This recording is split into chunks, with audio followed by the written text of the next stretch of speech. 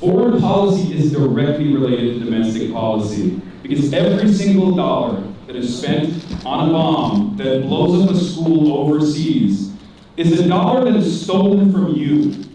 All of our productive output, all of our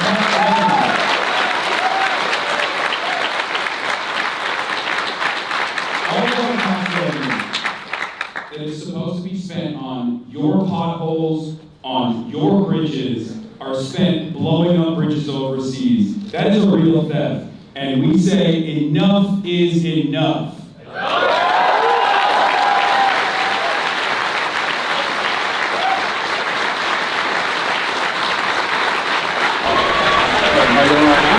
Think so? Good luck. Okay.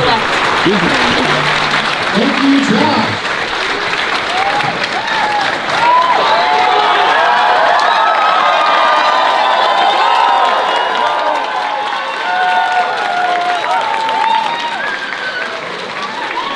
Ladies and gentlemen, please give it up for Twitch streamer, political commentator, Hasan Piker.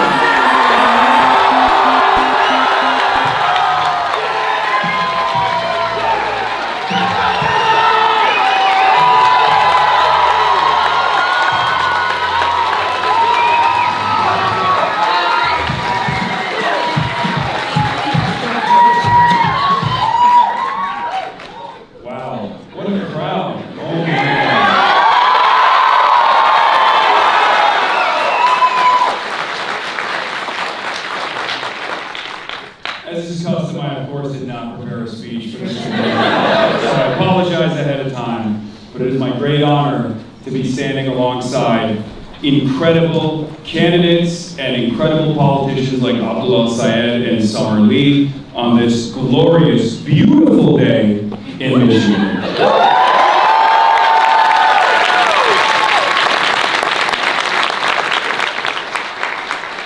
Seems contrary to what a lot of my naysayers have been focused on for the past 3 weeks of Donald Trump's insane ramblings and bombing campaigns, this event has not been canceled at all.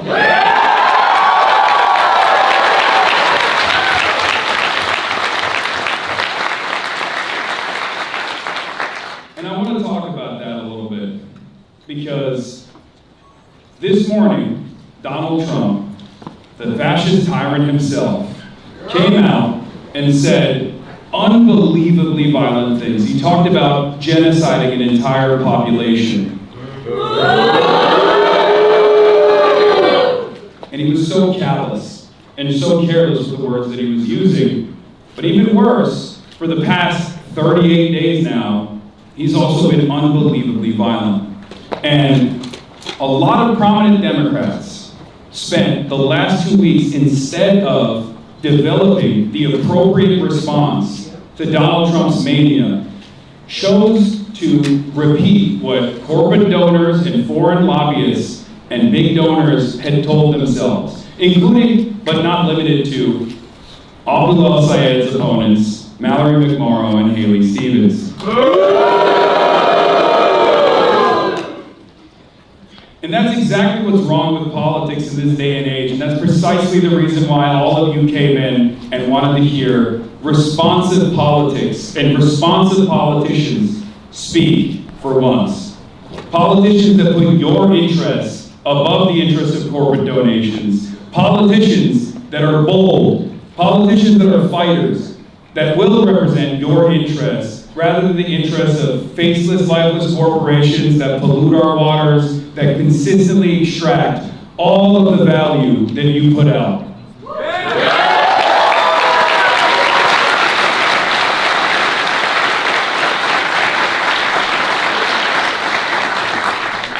A lot of these college campus stops that I do, people constantly ask me, Hasan, everything is so chaotic right now. How do you pay attention to what's going on? And how do you not feel so nihilistic? Especially because in the current duopoly that we have, one party is obviously representing tyranny. We know that, right? They're the fascist Republican Party. And the other party is supposed to be a counterbalance, a force against the awful politics, the repulsive, morally repugnant politics that Republicans represent. And again, the Democrats are out of touch, so how do you not feel nihilistic? And I tell them, you have to hold on to little positive changes that you make both in your life that will have reverberating outcomes that will lead to a sea change. That positive change could potentially be playing a formative role in electing someone like Zohran Mamdani in New York. Have you guys heard of that guy?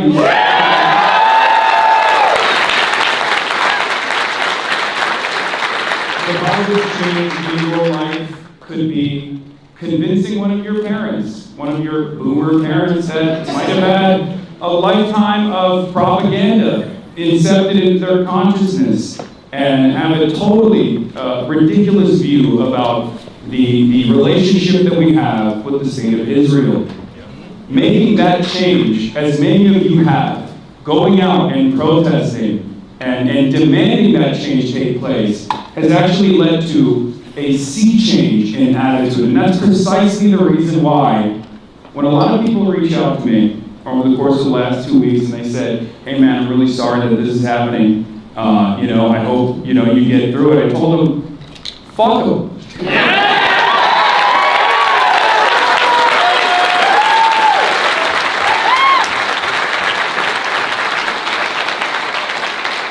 the last 2.5 years, they smeared people like myself and people like yourselves and said that we were radical, said that we were wrong. And yet, we persevered and we understood the violence that was taking place. It was not that big of a sacrifice, especially in comparison to the sacrifice the Palestinian people had.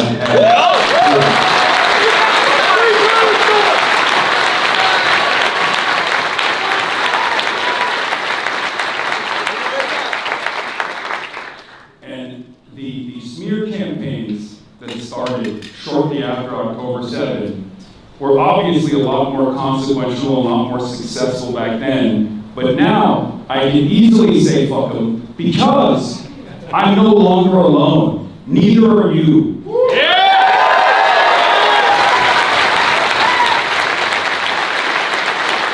That's the positive change that you should hold close to your chest. And that's exactly the attitude. That's exactly the steadfastness that you can bring to every conversation, to every step that we take in the right direction. And sometimes it's going to be electing a fighter that will stand alongside you and represent your interests rather than the interests of corporations.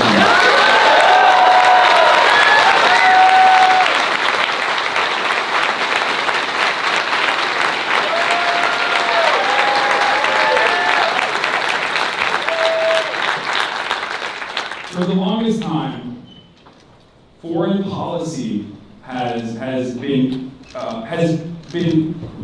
consistently talked about as though it's something that doesn't have any impact on our lives. The only time we think about foreign policy and the endless wars that we engage in is if we have an immediate relative that comes back broken, in a state of disrepair, and the state actually doesn't even offer them the necessary health care, right? Health care that they promised that they would get. Foreign policy is directly related to domestic policy because every single dollar that is spent on a bomb that blows up a school overseas is a dollar that is stolen from you.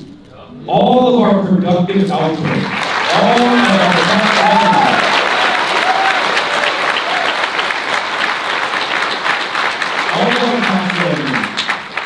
that is supposed to be spent on your potholes, on your bridges, are spent blowing up bridges overseas. That is a real theft. And we say enough is enough.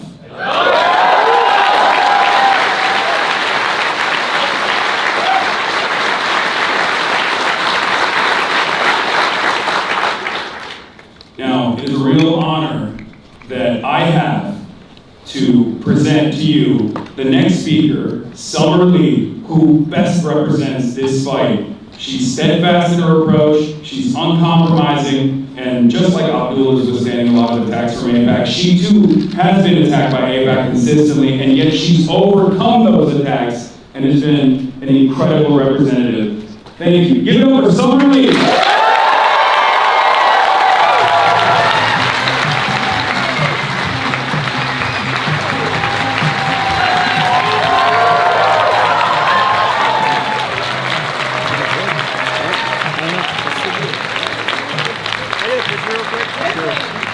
What's up, MSU?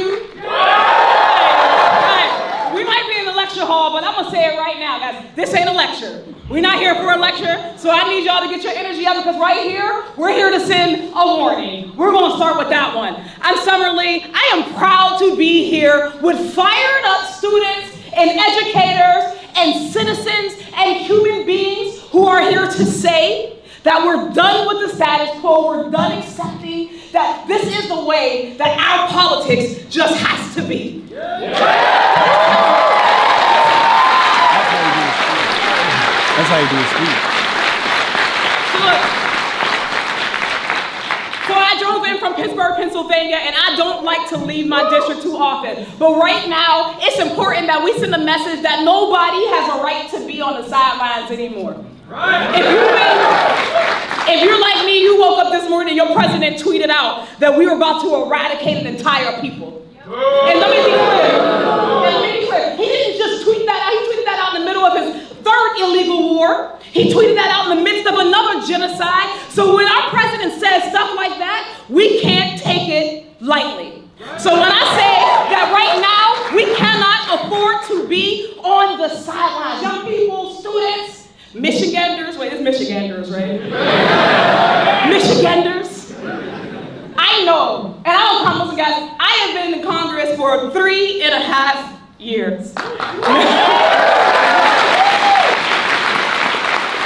no point in my life did I ever believe that anybody would send somebody to Congress who just says what we need, somebody who comes from a working class, poor, black background from the Mon Valley of Western Pennsylvania, where our people built steel and we built the country, and we are the type of people who they want to send to Congress. So when I say that, I know what's possible. I want to say that because we're about to go. I'm gonna dive in deeper too, right? Because from the midst of Congress, I never in my life thought that we would be in a position right now to determine what is the future of the world.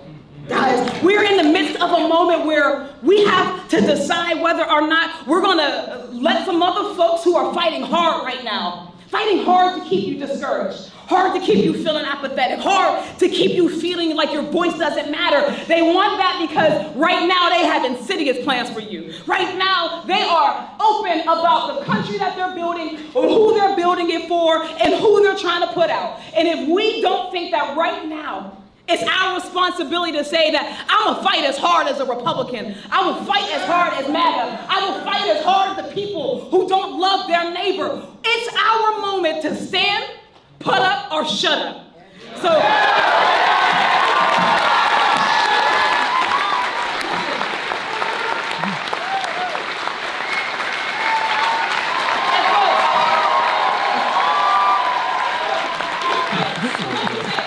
take it lightly. I understand what we're up against right now. Young people, especially you guys, I understand what we're up against right now. I understand what it feels like to feel like there is no political home for you. Feels like anytime you come into politics, there's somebody to tell you that you ain't doing it right. You don't vote right. You don't protest right. You're not coming the right way. I know what it feels like to live through financial crises and global crises in the midst of our taxpayer dollars going to genocide. I understand how nerve-wracking, how annoying, how discouraging it is to feel like nothing that we do will possibly make a change. But I need you to understand that we cannot stay there. We don't have enough time to stay in that place. Right now, we need to get skin in the game. Right now, we have to find incredible candidates, people, incredible human beings who care and to build our future with us, like Abdul, who will go to the Senate and say that, no, Donald Trump don't need to come to ask us for permission for a war or for a genocide. He needs to come for his impeachment.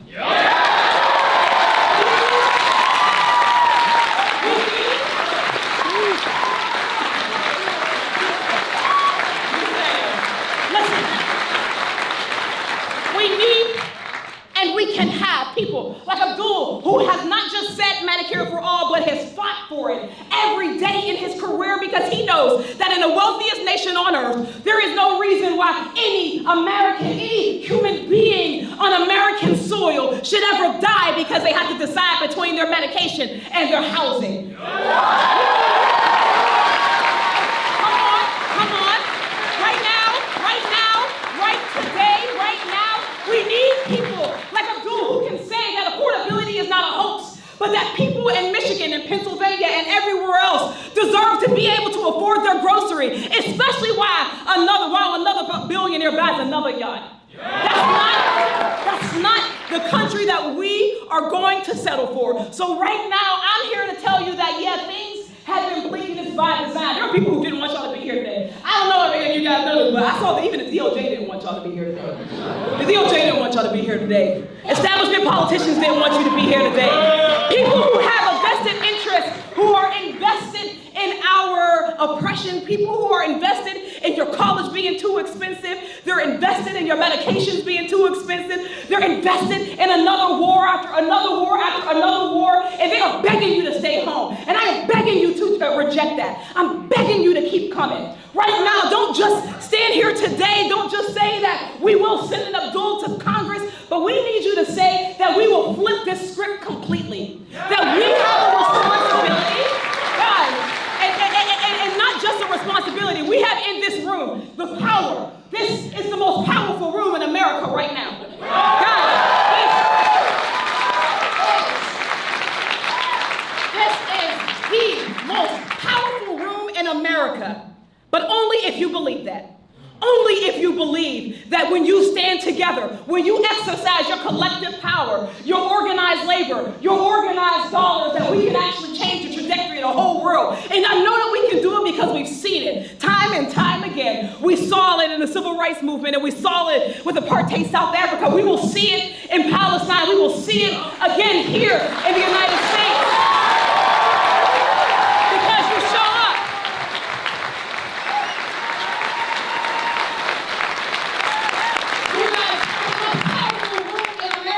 Because you don't need to wait for a corporate donor to tell you how you should love up on each other. You're the most powerful room in America because you know that those folks are fighting on a ticking time bomb. This hate, the politics of hate and division, they want you to hate your Jewish neighbor or your Muslim neighbor or your black neighbor. They need you to feel like the other is your enemy and not the money. They need you to believe that the many don't have as big of a say as the money. But we know that, and I'm telling you that right now, Congress don't look like we need it to look. But the time where Congress looks like this room, where Congress looks like our movement, where Congress looks like people who have rented, not just owned houses, people who have lived through poison air and poison water, that time is coming because we are taking the time to build it. So right now, I'm saying that there is a partner in this room who can come and help us to build the America that you deserve, but he cannot do it alone. He will not be able to do it alone. So guys, have a vested interest in your future. Have a vested interest in the movement that we're building. Know that right now, history will write about us, and it will say, did you stay on the sidelines, or did you get your hands dirty? Why did you say that? History is going to ask you if you looked at the options in front of you and you said, there's no reason for me to show up. If you saw a real one standing before you, somebody who has skin in this game, and you said, I will step out for them. I'll not just come to the rally, but I'm gonna go to my classmates and I'm gonna let them know that we have a fight ahead of us, but we are about that fight right now. If you guys are ready for that, then I promise you that what they have in store for us, they ain't ready for you. They're not ready for you. So I come here, and even though I started by telling you all the things that we're up against, I come here, even though I've been in Congress for 3.5 years. I'm telling you that I feel more powerful and more encouraged than I've ever felt. And I hope that right now you feel more powerful and more encouraged than you ever felt. Because the only people who can stop us right now are us. And the only thing that's standing between us having a fighter in the Senate or another status quo Dem or another do-nothing Republican is whether or not y'all get up and you fight for what you deserve. So I'm proud to be here with my brother Abdul right now. I'm proud to build not just a Congress, a a labor movement, a civil movement that meets this very moment. It will take each of us doing each of the things. So whatever it is that your move is, if you aren't registered to vote right now, then let's still do that. And let's talk to 3, 4 people in our lives. When you're done with this, let's call our family and let them know that Abdul is here and he's fighting for Medicare for all. He's gonna get money out of our politics with me and get on my bill. If you are organizing and doing your activism, know that you're in a time-honored position, and that is important too. If you're working or you're protesting or you're boycotting, know that that all works. Each and every one, guys, there's room for each and every one of us. But right now is the time to say that this is our country, and nobody is gonna build it if we don't do it for ourselves. So thank you all so much.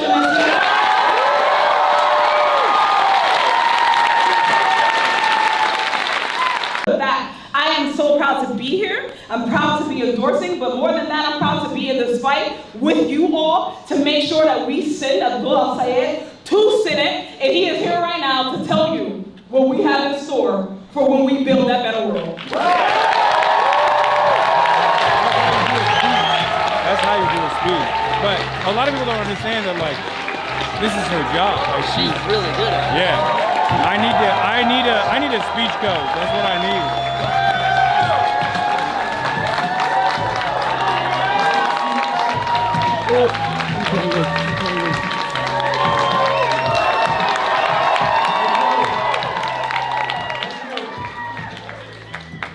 Can we hear it one more time? Whether it was West LA or West PA, we just heard for some real ones. Give it up for Congresswoman Summer Lee and Hasan Piker.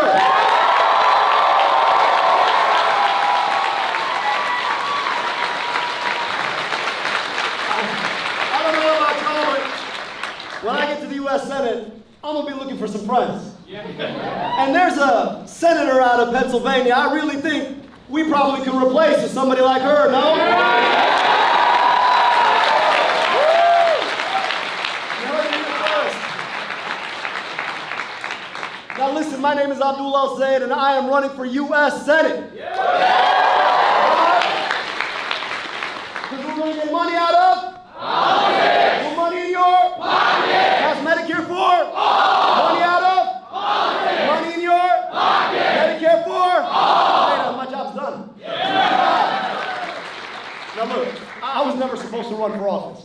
My name has 11 letters in it. It's got sounds that come out of parts of people's throats they don't even know they have. I'm not supposed to run for office.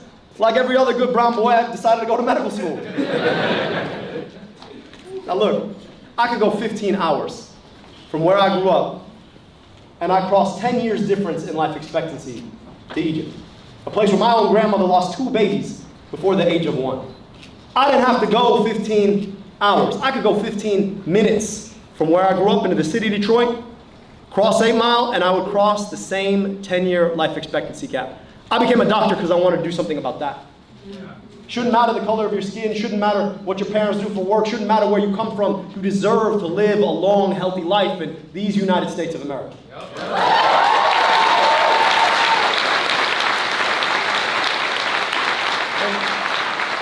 I find myself in the clinic finally doing the work that doctors do, only to realize that the healthcare system that I was training to be a part of was itself part of the problem and not part of the solution. Why? Because we've sold it off to folks who tell us that the value of that system is how much money it can make for a CEO, rather than whether or not it actually heals our broken bodies. So I made a decision when I graduated medical school. I said, you know what? I want to be a part of building the system that actually hallows, makes holy the diseases that we ought to treat, and hallows our bodies in the process. I went into public health. I got the opportunity to rebuild Detroit's health department after it had been shut down when the state came through the city of Detroit, forced it to shut down a 185-year-old health department in a city with a higher infant mortality rate than my father's native Egypt. Across my work in public health, leading Detroit's health department, Wayne County's Department of Health, Human and Veteran Services, we did things to take on the challenges that people face. We put glasses on kids' faces, built a program that guaranteed a pair of glasses for every kid who needed one. Delivered 50,000 pairs of glasses across the state since we brought it to Michigan. Some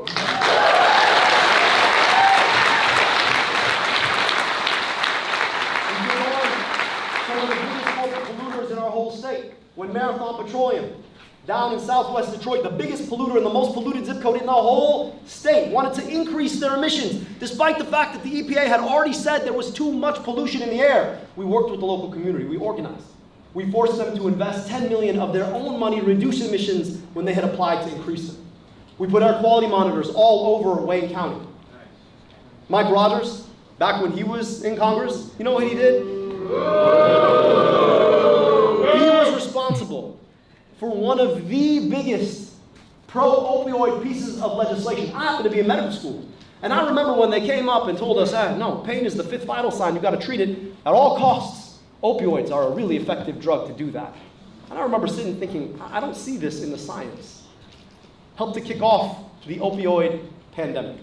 When I was in Wayne County, we put Narcan, life-saving anti-overdose medication, for free in vending machines in 100 locations to try and do our part to save people's lives from the opioid epidemic that he and his corporate overlords told us was in our best interest.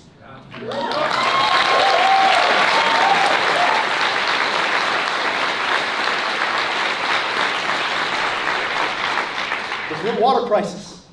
I remember sitting in my office when I heard about Flint thinking, what if our kids were exposed to the lead we were hearing about in Flint, in the place where we systematically concentrate them most of the day, most of the year in their schools?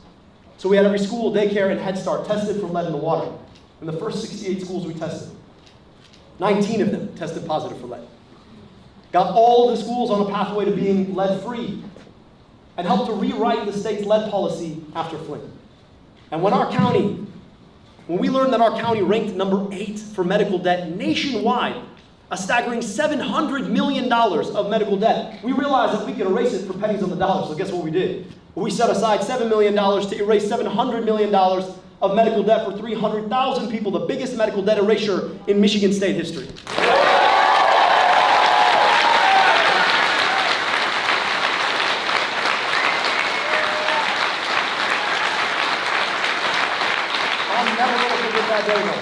Sitting in my office in Wayne County the day they froze federal funds. I'm sitting here looking at all the line items in my budget they just froze. WIC, food on the table for moms and babies. Federally qualified health centers, the last line of health care for people who can't get it. Vaccines, frozen. And I get a notification on my phone that after his long career, our current U.S. Senator Gary Peters is not seeking re-election. And I had to ask myself then and there, where is the fight for the public's health? And I believe that that fight needs to go to the U.S. Senate.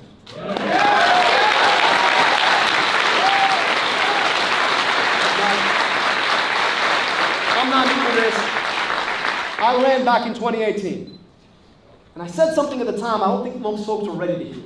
And that's that Donald Trump himself is not the disease of our politics. He's just the worst symptom of the disease of our politics. The disease in our politics is the system that tells us that corporations and special interests get to buy and sell politicians to do their bidding instead of ours. It's the reason the things we have to buy become more expensive and the things that we do for work give us less in return. It's the reason that they are taking our tax dollars and spending them to drop bombs on other people's babies rather than investing in schools and healthcare for our own.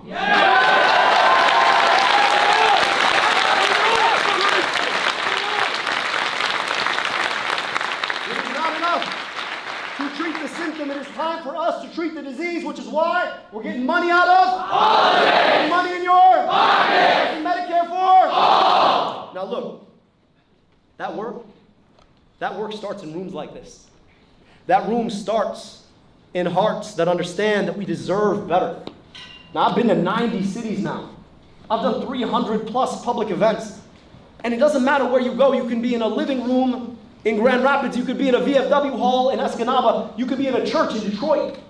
But people understand a basic thing, that we can have nice things, but we can't do it alone. That the only way to do it is to do it together. Yes. To build a righteous politics that unites us across the things that we deserve in our society. Yeah. The ability to look your kid in the eye and tell them, I know your future could be better than mine. Right. To send them off to a school and know that that is a school that dignifies their brains.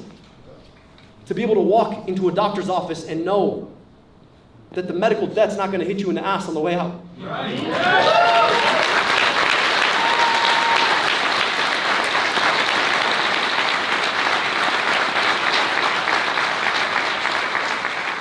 To know that when you pay your taxes, that money is actually going to benefit you rather than to devastate tens of millions of people, to subsidize a genocide on behalf of a foreign government that some special interest has told you somehow matters more than your own interests. Right.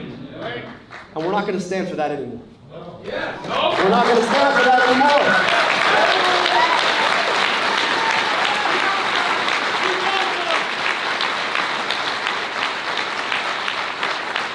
I want to talk about a couple of issues right here and now. I had the privilege of being the guest of the people in Minneapolis in one of the worst moments of their entire history. I went to Minneapolis to understand what it looks like when our own government weaponizes itself and a paramilitary force answerable only to one man against the Constitution itself by laying siege to a city in our own country.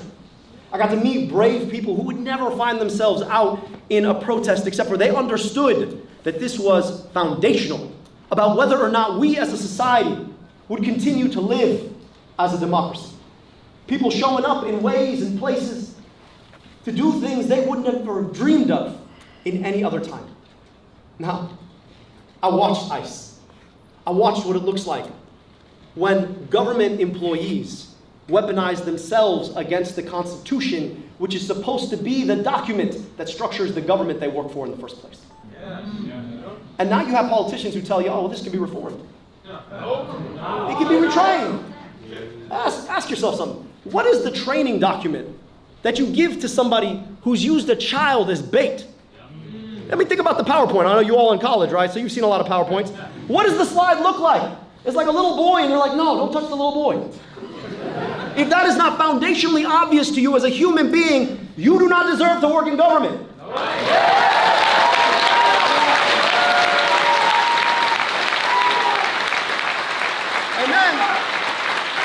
And then you think about the fact that they have funded ICE to the tune of $185 billion. That is more than the funding of the FBI. That is more than the funding of the U.S. Marines. A force that is not about immigration. Because guess what? I mean, y'all in college, you saw a map, right?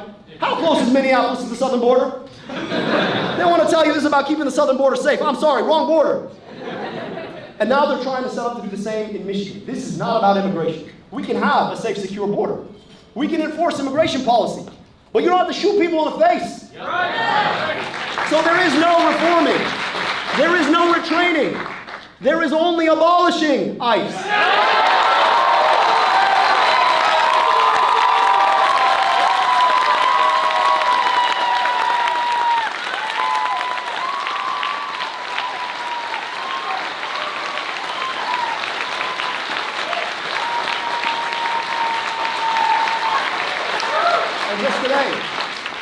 I don't know if you all follow the social medias, but for the last 2 weeks, people seem to be real upset about all of us coming out here to have this conversation here. And then Donald Trump gets on the social medias and decides to tweet about genociding the whole country of Iran. And I just want to be clear about this. There is no justification. There is no legal authority for a war that Donald Trump is using to torch our tax dollars, to destroy other people's lives, rather than using them to make our lives better. This is an illegal and unjustifiable war. And honestly, my message to anybody in politics right now, Democrat or Republican, is do not give me some bullshit about how you oppose the war but would vote to fund it.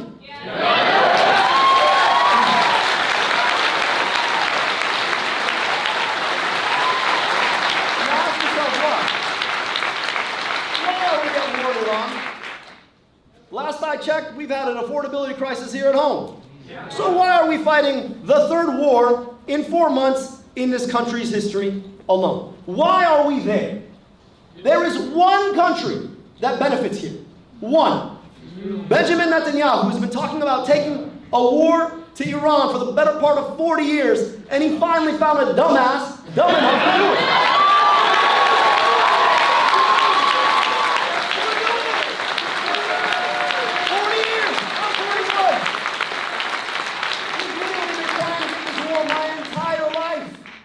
Now ask yourself why so many politicians in America support it.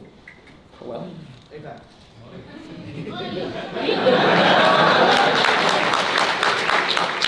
$100 million of MAGA billionaire money being spent to tell us that the most important function of our foreign policy is to protect the interests of a foreign government in the form of AIPAC. And look, I am proud that AIPAC has called me the single most dangerous candidate for the U.S.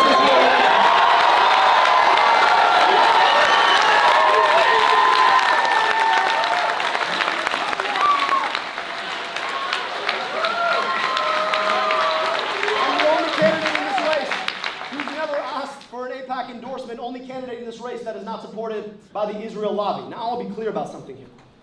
I'll be absolutely clear. All of us love and revere our Jewish neighbors and the faith of Judaism. And we love and revere our Jewish neighbors and Judaism because we love and revere people. Which is exactly why we will not sit idly by while all tax dollars go to fund a genocide on behalf of a foreign government. You cannot tell me you love people and justify genocide. You can't do it. It's not possible. So here's the problem, though. When you stand up and you say that that's some bullshit, that you don't want your tax dollars being spent to buy a tank or a bomb for a foreign government, they come at you. Now, here's the thing. My family immigrated from Egypt. You know who the second biggest recipient of foreign military aid is in the world? Egypt. So you know what? Start there first. And you go ahead and call me anti-Egyptian, too.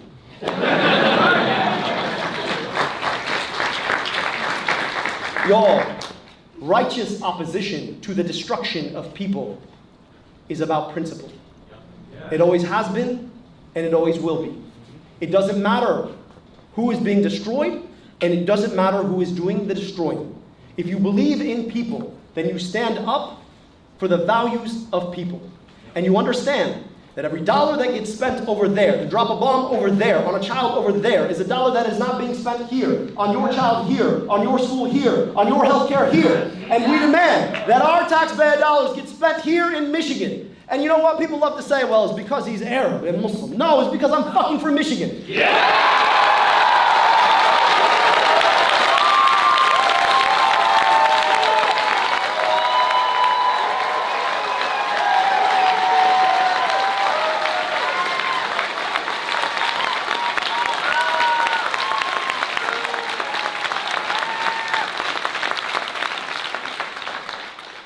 We have a choice in this election. I know I'm not supposed to run for office. I get it. I'm the wrong color. I pray the wrong way. Come from the wrong part of the world. I trained in medicine. But we got to stop playing not to lose.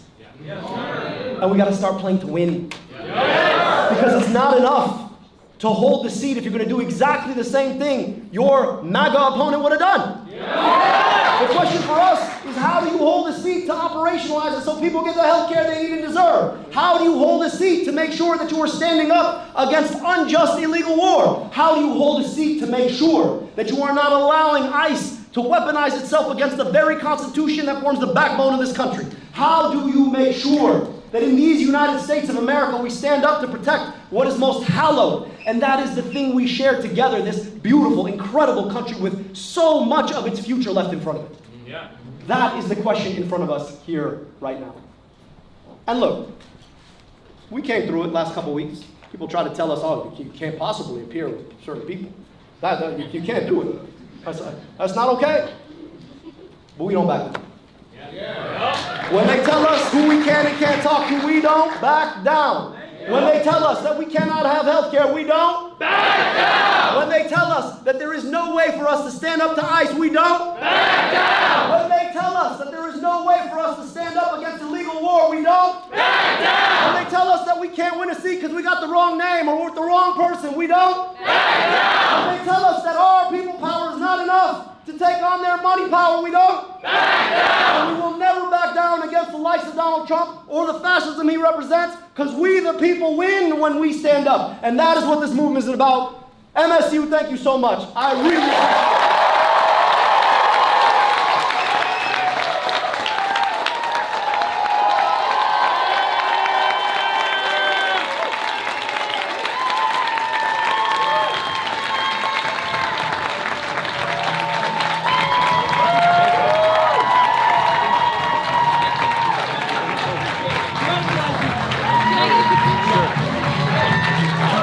Excuse me, sorry. Let's keep it going for our speakers, folks. All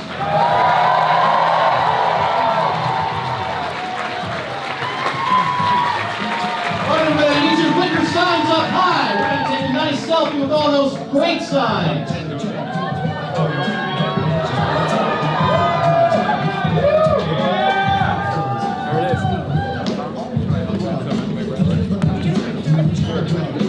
Real quick though. Alright, wait. Alright, wait. Do a selfie real quick.